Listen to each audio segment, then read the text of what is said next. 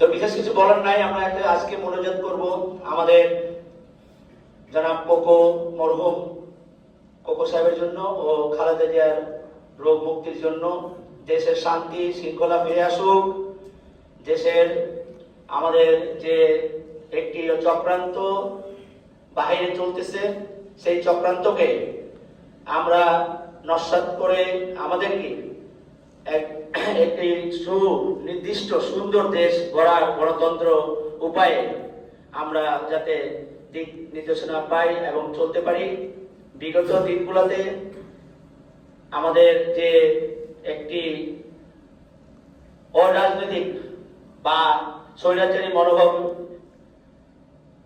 দেশে গণতন্ত্রকে হরণ করে, আপনাদের ভোটের অধিকারকে হরণ করে এই চেপে বসেছিল।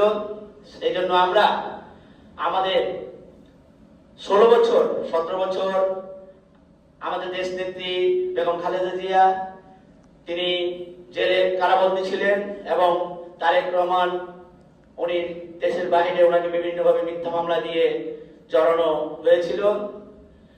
আগামীতে আপনাদের ভোটের মাধ্যমে বিএনপিকে আবারও জনাব তারেক রহমানের নির্দেশে বা জনাব তারেক রহমানের নেতৃত্বে আমরা বাংলাদেশে একটি সুন্দর সুষ্ঠু গণতন্ত্র রাষ্ট্র কায়েম করতে চাই, যেখানে থাকবে না কোনো চাঁদাবাজ, কোনো সন্ত্রাসী বা কোনো মাদক ব্যবসায়ী।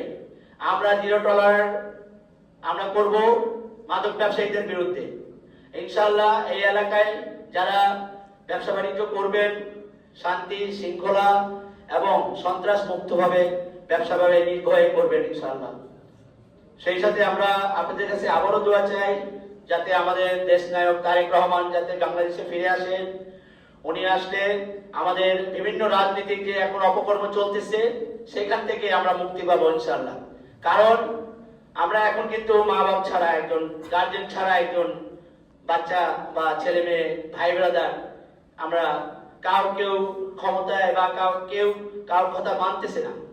এখন আমরা দোয়া করি আমাদের দেশ নেত্রী বেগম খালেদা জিয়া সুস্থ হয়ে আসুক এবং জনাব তারেক রহমান আমাদের দেশে ফিরে আসুক। আমরা সেই আশায় আছি। আমি আমার দীর্ঘ 16 বছরে 61টি মামলার আসামি। 8টি মামলা ছিল আমার অর্থ যোগানদাতা, যেটি আমার বিশেষ ট্রাইব্যুনালে যেটা মামলা, একটা মামলায় আমাদের জেল হয়েছে 3 বছর করে বিশেষ ট্রাইব্যুনালে, আর বাকিগুলো মামলা এখন খালাস হচ্ছে, ওগুলোও খালাস হয়ে যাবে ইনশাআল্লাহ। আপনাদের দোয়া, আপনি দোয়া করবেন এই জন্য আমাদের যাতে দ্রুত মামলাগুলো শেষ হয়ে যায়।